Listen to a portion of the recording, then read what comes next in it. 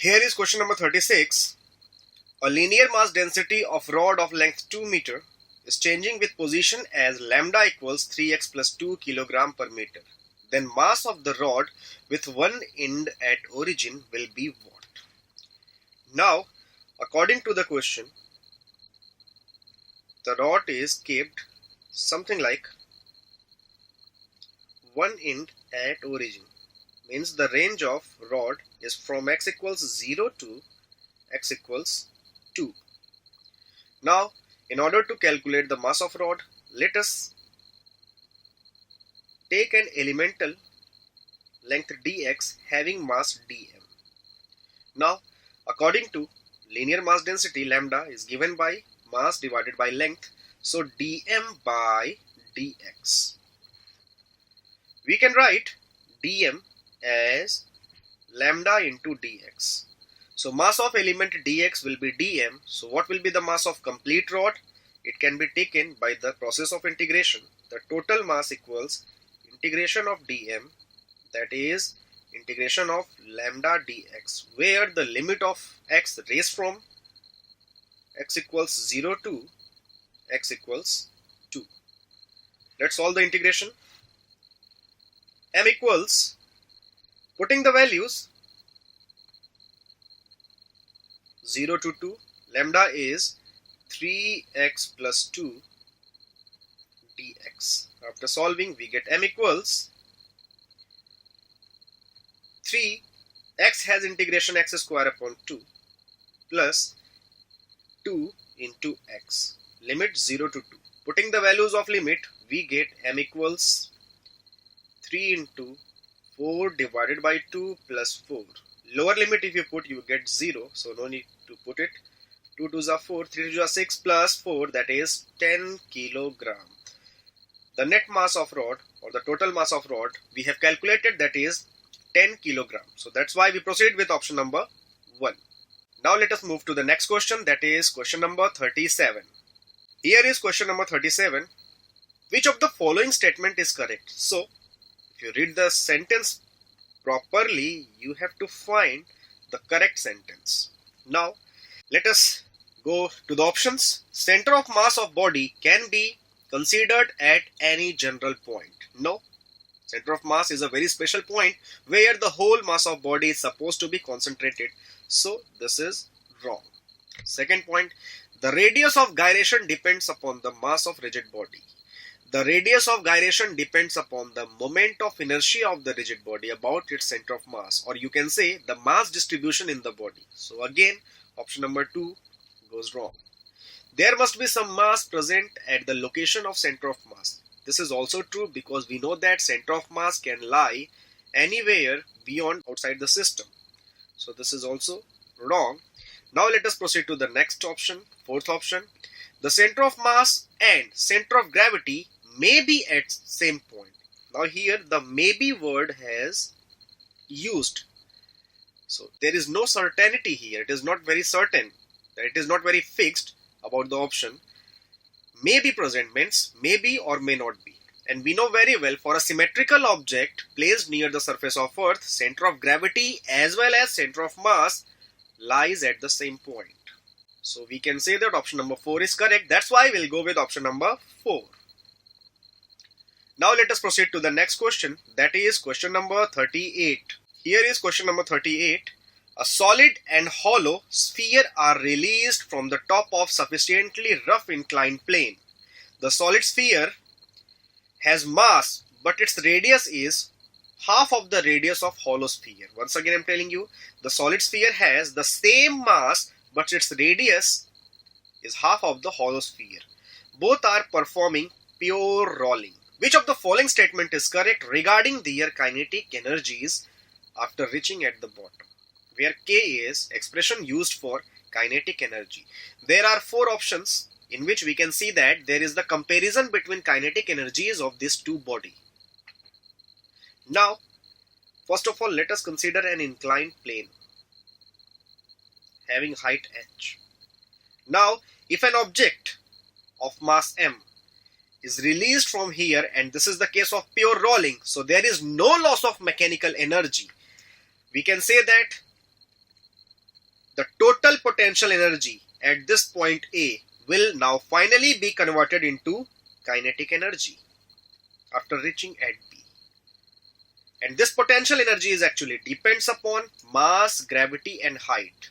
So both object has same mass, they are released above same height, so that's why they will have same potential energy, and finally they will have same kinetic energy when they will reach at B. That's right. Since there is no loss of mechanical energy,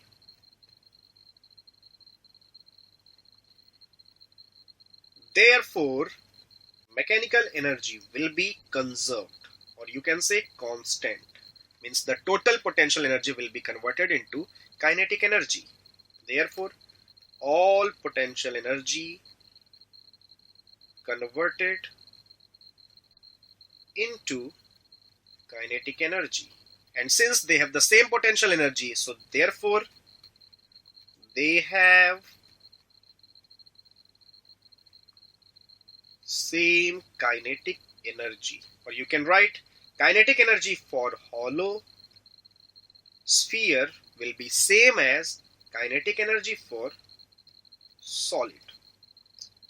So after looking at the answer, we can say that option number 2 is absolutely correct. So we'll go with option number 2. Now let us proceed to the next question, that is question number 39. Here is question number 39. A disc of mass 3 kg and radius 0.5 meter is placed on a horizontal frictionless table. With the help of Q, we give a horizontal impulse of 15 Newton second to the disc at the topmost point, then the velocity of center of mass will be what? Let us consider after giving the impulse, the speed or the velocity of center of mass is Vc, which we have to calculate. Now we know very well that the impulse is always equals change in momentum,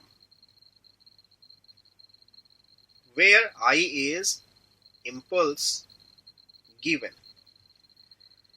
Now impulse 15, initially it was kept, so there is no momentum initially. Now after giving the impulse, it has got some velocity Vc, so the change in momentum we can write m into Vc.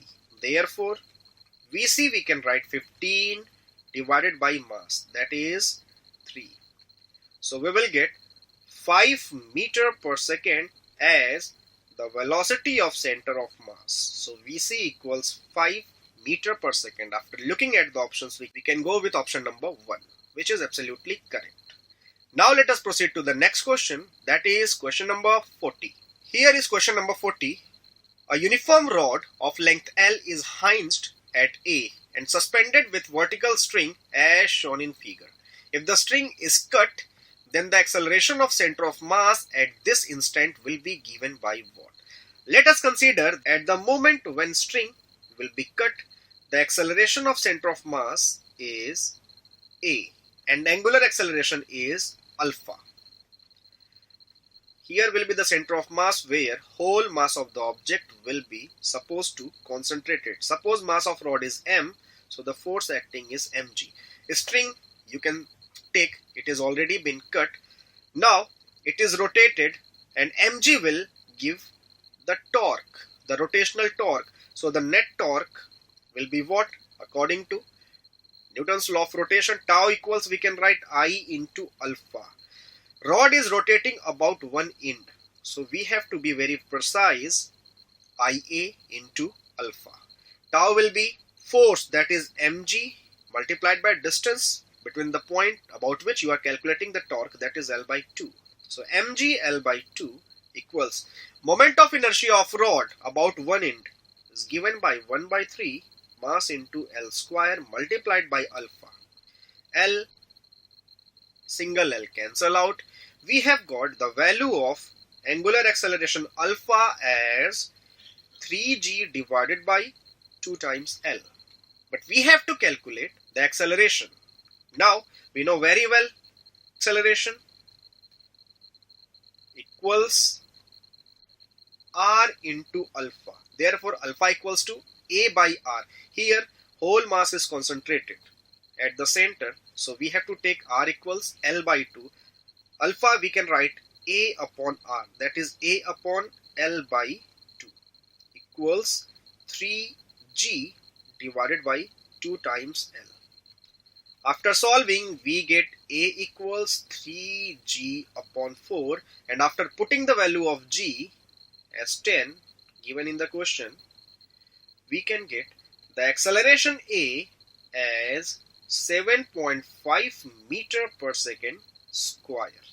So this is our final answer, and when we look at the options, we can say that option number 3 we have to go with. Now let us proceed to the next question, that is question number 41.